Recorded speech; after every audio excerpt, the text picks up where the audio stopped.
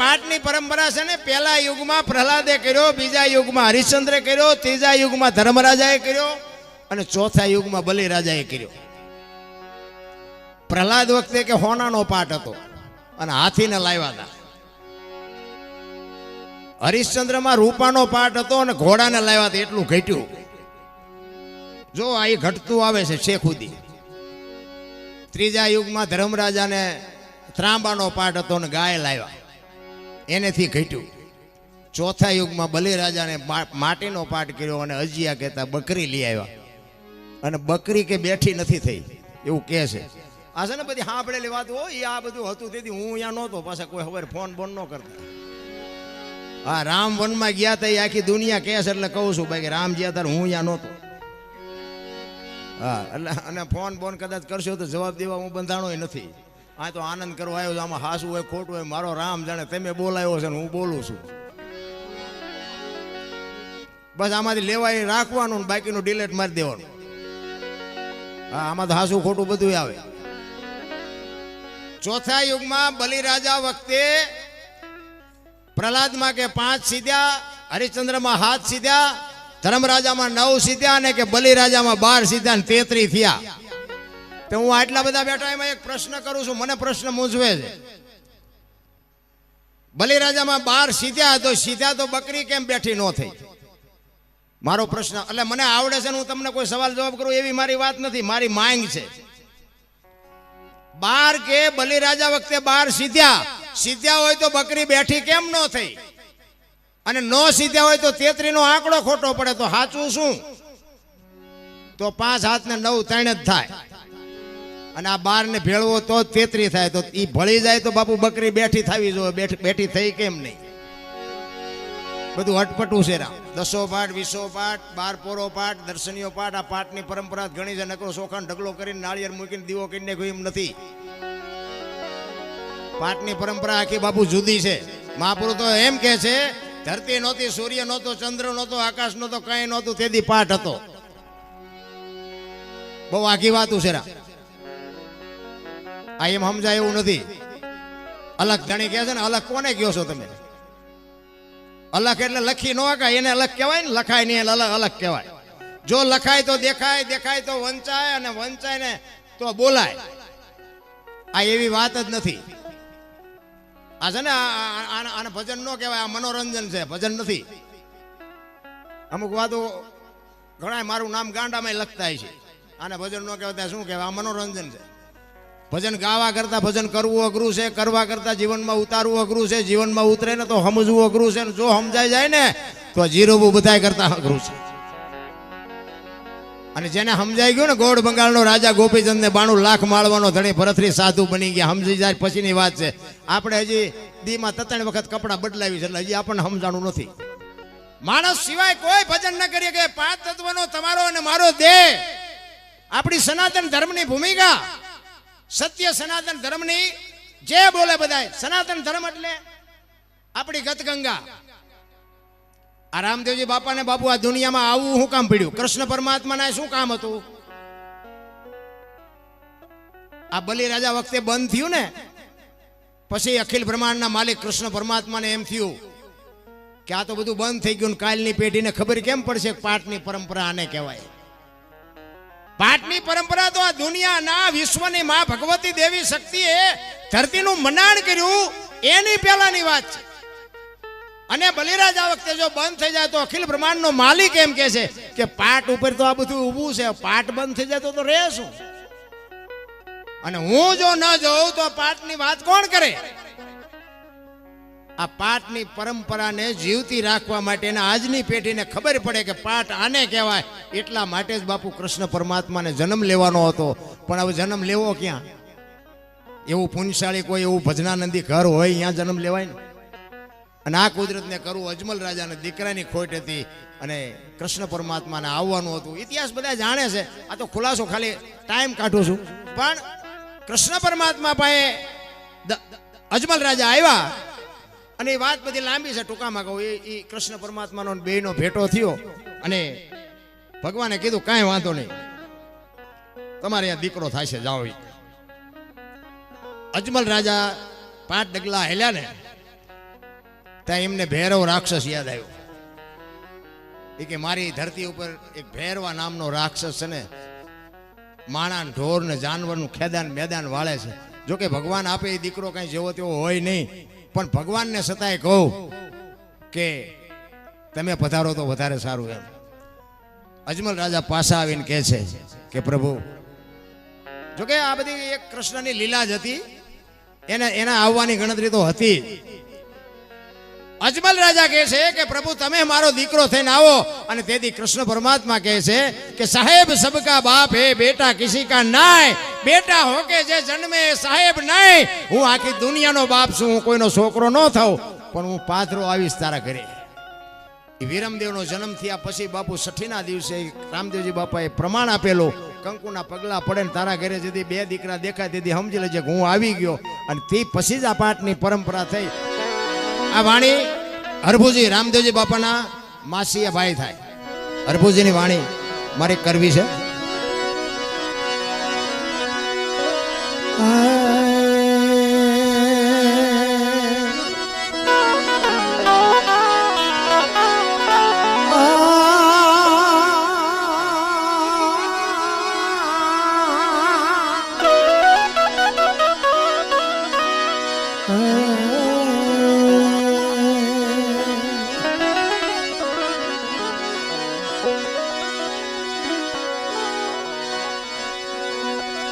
રામો રેવંત ને ખેલવે ને છૂટા મેલીને કે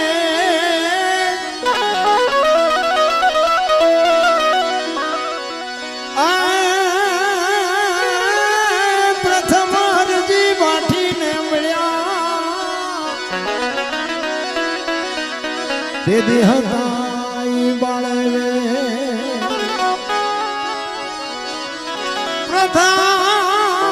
પ્રથમ બાઠીને મળ્યા તે દી હતા ઈ બાળવે.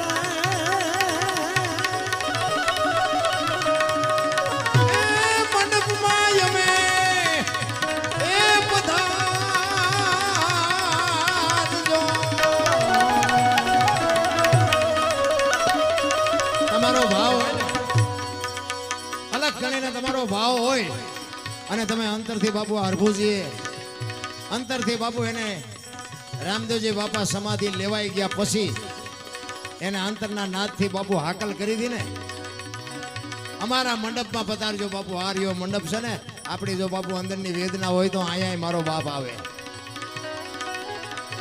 એટલે રામદેવજી બાપુ સોમુખ કીધું છે કે ગુગળનો ધૂપ, ચોખા ઘીની જોત, ધોજી ધોળી ધજા અને મારા નામના 5 ગાણા ગૌરવજે. હું કોઈ પણ સ્વરૂપે આવીને બેસ.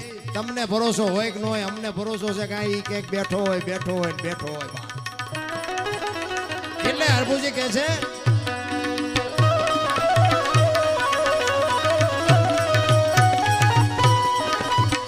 લીલું રતડીને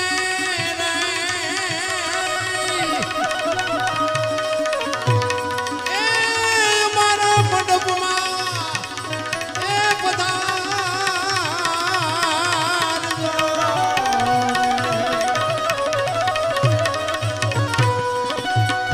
અને પધારો પધારો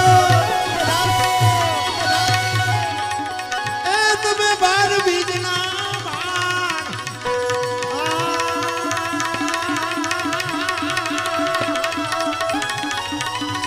પધારો પીરજી. એ તમે 12 બીજના ભાણ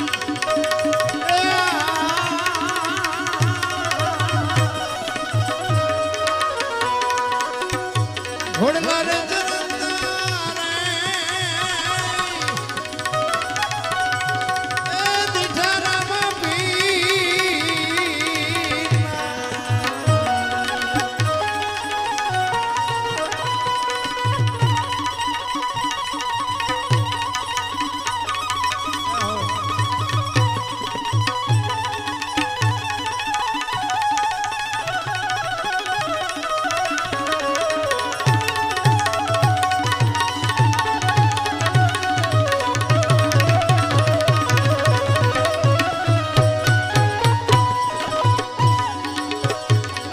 અરે ના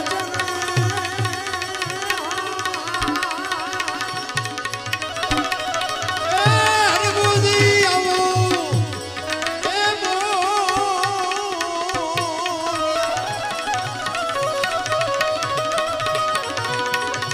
ને પીરજી દેજો એ સંત ચરણે વાસ એ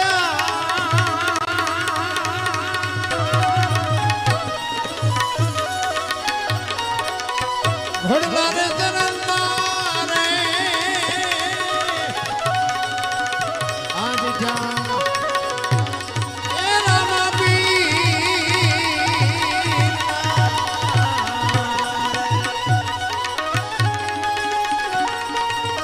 જાઓ જાઓ.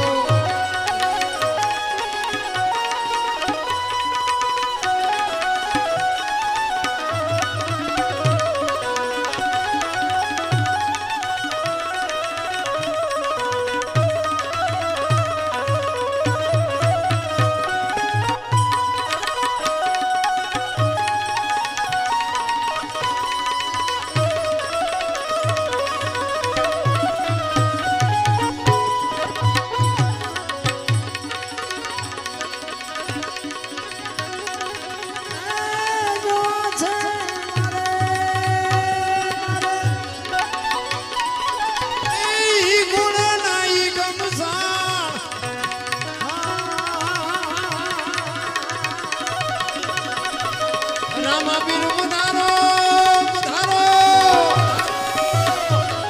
એ લીલુડા ધણી ગો લીલુડા ધણી ગો લીલુડા ધણી ગો.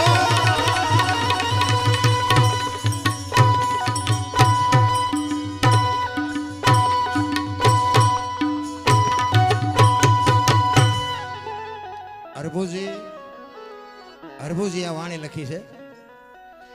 આમાં શું છે, ઘણા હરજી ભાટીનું કહે છે, પણ ખરેખર આ વાણી એમના માસીના દીકરા ભાઈ થાય હરભુજી.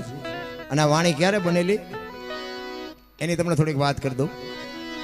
રામદેવજી બાપાને સ્વધામ જવાનું થયું ને ત્યારે એમના કુટુંબ પરિવારને બધાને ભેગા કર્યા અને કુટુંબ પરિવારને કીધું કે મારો સમય થઈ ગયો છે અને મારી તૈયારી કરો, પણ એક વાત હું તમને કહું કે મારી સમાધિ લેવાઈ ગયા પછી કદાચ તમને બ્રહ્મા વિષ્ણુ ને મહેશ આવીને કાંઈ પણ વાત કરે તો મારી સમાધિ ન ખોલતા. આ વાત શું કામ કરી હતી? હરભુજીને એમને વચન આપ્યું હતું કે હું તમને મળ્યા સિવાયનો જઈશ નહીં. અને જો વચનની બાપુ કિંમત હતી એ તો અત્યારે 10 જણાને કહીને એકાઈ પાસે નથી જાતા. તેથી તો બાપુ ખોળિયામાં જીવવું એટલે જાવું પડે ને જાવું પડે. હરભુજીને વચન આપેલું એટલે રામદેવજી બાપાને એમ થયું કે મારી સમાધિ લેવાઈ ગયા પછી સમય સંજોગ અનુસાર 2 જણાને ભેગું થવાનું થયું નહીં. એટલે રામદેવજી બાપાને એમ થયું કે મારે હરભુજીને વચન આપ્યું છે એટલે મળવું પડશે અને હું એમને મળ્યો એવી આમને ખબર પડશે ને તો આ સમાધિને ખોજશે. એટલે પહેલા એમને કીધું બ્રહ્મા વિષ્ણુ મહેશ જેવા કોઈ આવીને કે રામદેવજી મળ્યા હતા તોય તમારે માનવાનું નહીં, સમાધિને કાંઈ કરવાનું નહીં. અહીંયા આપણા કુટુંબમાં 3જી પેઢીએ પીર થાય છે, હું તમને વરદાન આપું છું. અને સમય સંજોગ અનુસાર બાપુ રામદેવજી બાપાની સમાધિ લેવાઈ ગઈ અને આ વાત ઉડતી હરભુજીના કાને પડી કે રામદેવજી બાપા સ્વર્ગસ્થ થઈ ગયા. હરભુજી માનતા નથી કે ના ખોટી વાત, હું માનું જ નહીં. એ કે પણ અમે ન્યા જતા મુઠ્ઠી માટી અમે નાખી છે. એ કે વાત બધી હાજી પણ એ તો વચનનો પાકો છે, મને કીધું છે મળ્યા સિવાય જાઈશ નહીં, કોઈ દી ન જાય જિંદગીમાં. એ કે પણ અમે ન્યા જતા, તમારે માનવું હોય તો માનો, ન માનો તો તમારી કે હું ઘોડો લઈને જાઉં રણુજા અને અહીંયા જઈને હું પૂછીને પાકું કરું પછી હા પાડું, ત્યાં સુધી હું ન હા પાડું. અને ત્યાંથી બાપુ ઘોડે ચડ્યા હો હરભુજી. બગાડ ઘાટ કરતો ઘોડો બાપુ વંટોળિયો આવે એમ આવે, ચારે પગ હંકેલીને બાપુ જેમ નદીમાં બાપુ ઘોડા આવતા હોય એમ આવતો હતો. અને રણુજાના સીમાડે આવ્યા ને ત્યાં રામદેવજી બાપાના ઘોડા ચરે છે અને રામદેવજી બાપા ઝાડવાના સાંયે બેઠા છે. અહીંયા બાપુ હરભુજી આ વાણી લખેલી, હરભુજીને હૈયે હરખ અપાર ઘોડલા ચરંતા દીઠ્યા રામા પીરના. અહીંયા આવ્યા, ઘોડેથી ઉતર્યા, 2 ભાઈ ભેટ્યા અને હરભુજી રામદેવજીને કહે છે કે મેં તો આવી વાત સાંભળી હતી. એટલે વાતનો ગોળો ટોળો કરી નાખ્યો રામદેવજી બાપાએ કે જગત છે ગમે એ બોલે, મૂકને લપ, તું કહુંબો બનાય. કહુંબો આપણે ઘણા ટાઈમથી કહુંબો નથી પીતો. એ 2 કહુંબો બનાવી હરભુજીના મગજમાં વાત કાઢી નાખી. હરભુજીએ કહુંબો બનાવ્યો, 2 પીધો અને પછી રામદેવજી બાપા હરભુજીને કહે છે કે અમલની ડાબલી, વીર ગેડીઓ, અંચળો અને આ બધું લઈ, વીર ગેડીઓ, અંચળો, અમલની ડાબલી અને એક બીજી ચોથી વસ્તુ, આ 4 વસ્તુ રતન કટોરો, આ રતન કટોરો, અમલની ડાબલી, વીર ગેડીઓ અને પામરી લઈ અને હરભુજીને આપે છે કે આ વસ્તુ લઈને તમે ગામમાં જાઓ. એટલે રામદેવજી બાપાને એમ થયું કે આ વસ્તુ લઈને જાય ને મેં બધા મારા કુટુંબના કહીને આવ્યો છું, કેટલાક પાકા થયા છે ખબર પડે. અને અહીંયા ગામમાં ઘોડા ઉપર આવ્યા ને બાપુ અહીંયા શોકગ્રસ્ત આખો ડાયરો ચોરે બેઠો હતો અને ઊભી બજારે બાપુ પટા જટી બોલાવતો ઘોડો આવતો હતો ને આખો ડાયરો વિચાર કરે છે કે ભાઈ જેવો ભાઈ વિયો ગયો ને આ ઘોડા ઉપર બેહીને આવે અને શરમ નહીં આવતી હોય. યા આવ્યા, એ કે શું બધા બેઠા છો? એ કે ભલામણા રામદેવજી બાપા વિયાઈ ગયા 3 દી થયા. એ કે રામદેવજી બાપા મને અટાણે સીમાડે ભેગા થયા. તો કે આ બધા ખોટા ને તું એક સાચો. અને રતન કટોરો અમલની ડાબલી ને બધું દેખાડ્યું. મને કે રામદેવજી બાપાએ આપ્યું અને આમને શંકા જાગી કે સમાધિ દઈને આવતા રહ્યા પછી રામદેવજી બાપા માથું મારી નીકળી ગયેલા લાગો, હાલો કે આપણે ખોદવા જવું. આખી દુનિયા સમજે, આપણા જ આપણને નથી સમજતા. નડ્યા છે આપણા જ. તમારો ઇતિહાસ ખોલી જુઓ. મીરાને કોણ નડ્યું? રાણો. પ્રહલાદને કોણ નડ્યું? એનો બાપ. નરસિંહ મહેતાને કોણ નડ્યું? એની નાત. પાંડવોને કોણ નડ્યા? કૌરવ. પોતાના નડ્યા પછી જ ઇતિહાસ થયા. આપણા નડે ને એટલે રોજલા નો રોવે, સમજી લેવું ઠાકર નજીક આવ્યો હોય તો જ આપણા નડે. ને કઈ દુર્ગાપુર સુધી ઓળખો અને અહીંયા અમને પડખેરિયા ન ઓળખે. આ 3 કિલોમીટર અમને બોલાવે ને અહીંયા કણે હામાં સકન નથી લેતા. બોલો, ત્યાં જ અમને એમ થયું કે આ બધા ખહવા મીંડ્યા ને એમાં જ અમારો મેળ પડી ગયો. જો આ રામદેવજી બાપાનો પ્રસંગ છે. હેલાની બે કડીઓ મારે ગાવી છે. તમારી પાસે છૂટા બૂટા નાખો ને નાખી દેજો. બે હેલાની કડી ગઈને પછી મારે વાણીનો વિરામ આપવો છે. હેલામાં ગાય છે ને કે હુકમ કરો તો પીર જાત્રાયું થાય, એવું આવે ને. તો એવું કેમ લખ્યું? હુકમ શું આપણો નથી? અને એનો હુકમ ચેથી થાય? ફોન આવશે રામાપીરનો કે કાગળ આવશે કે આપણે અહીંયા હુકમ નથી એટલે શું અહીંયા આપણે ડેલા બંધ છે? અહીંયા જાઓ તો તમને કોઈ પાછા વાળે કે હુકમ નથી હોય એમ. આપણી સમજણ જ ઘટે છે. ખરેખર આમાં આ દલુ વાણીએ લખ્યો છે હેલો. એને એવું લખ્યું હોય કે હું કામ કરો ને તો રામાપીરના દર્શન થાય. તમારામાં મારામાં જવું સુધી હું પડ્યું છે ને ત્યાં સુધી નહીં થાય. ઈ હુકમ હું આમ એ હું નથી કમ થતું ને એટલે જાત્રા નથી થતી. રામાપીર તો રાહ જોઈ રહ્યા છે, કાંઈ આવો હું બેઠો જ છું. એટલે એ રામદેવજી બાપાનો હેલો દલુ શેઠ, એને બાપુ શેર માટીની ખોટ હતી અને બાપુ કોકે વાત કરી કે રણુજામાં રામદેવજી બાપાની બધા માનતા રાખે, ગમે એવા કામ હોય તો થાય છે. અને એને બાપુ રામદેવજી બાપાની માનતા રાખી જો ભગવાન મને દીકરો આપે તો હું રામા બાપાની જાત્રા કરી શક. અને કુદરતને વાત રાખવીને ભગવાને દીકરો આપ્યો. અને પછી બે માણાએ નક્કી કર્યું કે આપણે માનતા રાખી છે ને હવે આપણે રામદેવજી બાપાની જાત્રાએ જવું પડે. અને બે જણા જાય છે. એમની પાસે જે કાંઈ હતું એ રામદેવજી બાપાના મંદિરમાં આપવાની એમને ગણતરી, એ જે કાંઈ એમને મૂડી હતી લઈ અને જાય છે. અને એમાં આખા હેલામાં બાપુ બધું આવશે. એમાં ચોર બાપુ એના રસ્તામાં મળે છે અને ચોર લૂંટી જાય છે. અને એ વાણિયાના જે ધર્મપત્ની હોય છે એનું માથું કાપી નાખે છે અને પછી રામદેવજી બાપાને સમરે છે. એવું કંઈક આવા હેલામાં આવે છે. એટલે હેલામાં એવું દલુ શેઠ લખે છે, હેલો મારો હેલો મારો હેલો મારો હેલો મારો હેલો મારો હેલો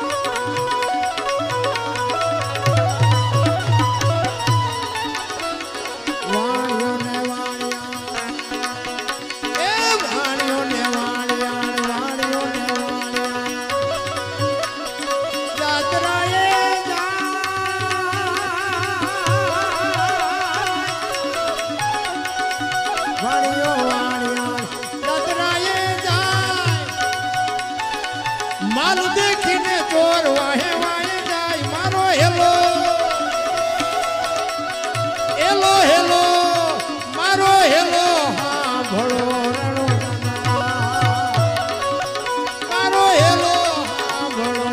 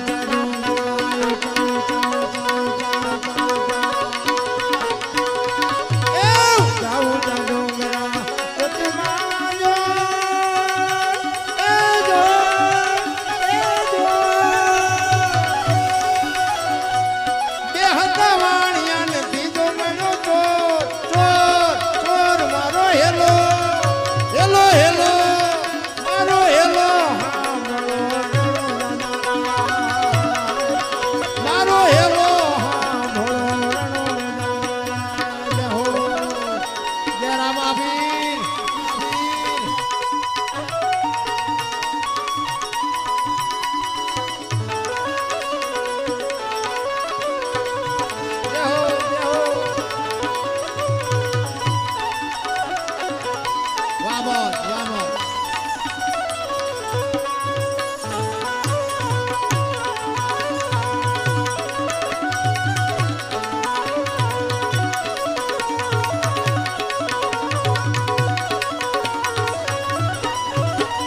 જાજી જાજી જાળ્યું એ જાજી જાજી જાજી જાજી જાજી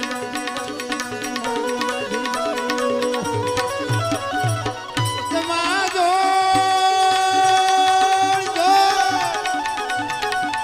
મારી નાખું વાણીઓ ને માલ લઈ ગયા ચોર ચોર ચોર મારો હેલો હેલો હેલો મારો હેલો હા ભળો રણો જાનારા મારો હેલો હા ભળો રણો જાનારા જય હો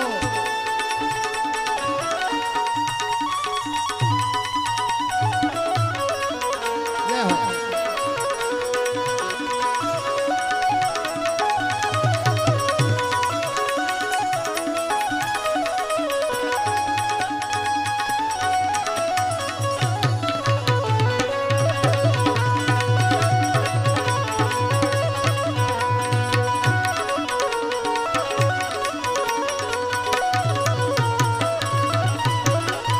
જય હો ઊભી ઊભી અબળા ઊભી ઊભી અબળા એ ઊભી ઊભી અબળા કરે છે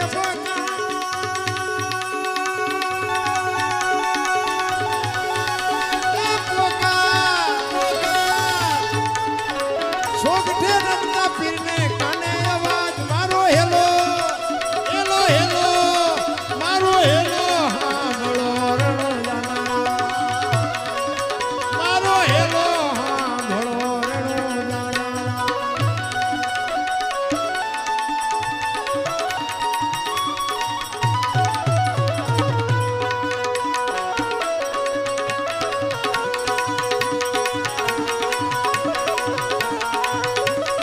જય હો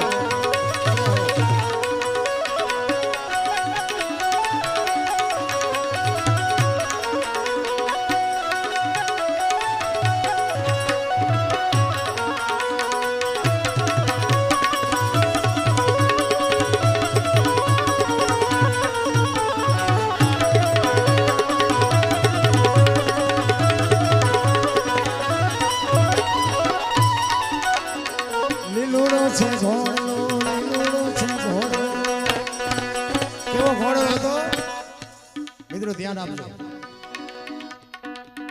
વાણિયાને મારી નાખ્યો ને અને પછી એના ધર્મપત્ની અબળા બાપુ ઊભી ઊભી રુદન કરતી હતી વાણિયાની દીકરી વગડામાં પોતાના ધણીને મારી નાખ્યો અને રામા બાપાને યાદ કરે છે અને રામદેવજી બાપા ચોકઠે રમતા હતા અહીંયા અવાજ સાંભળ્યો અને ત્યાંથી ઘોડે ચડ્યા પછી ઘોડો કેવો હાલતો હતો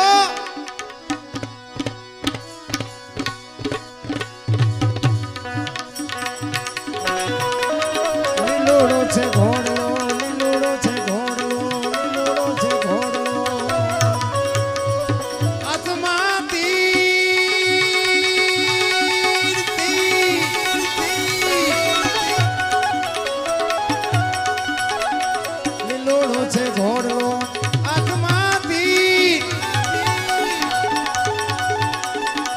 વાણિયાની વારે ચડ્યા રામદેવ પીર મારો હેલો હેલો હેલો મારો હેલો હા ભળો રણો જાનારા ઘોડી લાખેલ વેરામાં પીર ઘોડી લાખેલ વેરામાં પીર તારા હાથમાં છે તીર ઘોડી લાખેલ વેરામાં પીર એની સગુણાના વીર ઘોડી લાખેલ વેરામાં પીર ઘોડી લાખેલ વેરામાં પીર ઘોડી લાખેલ વેરામાં પીર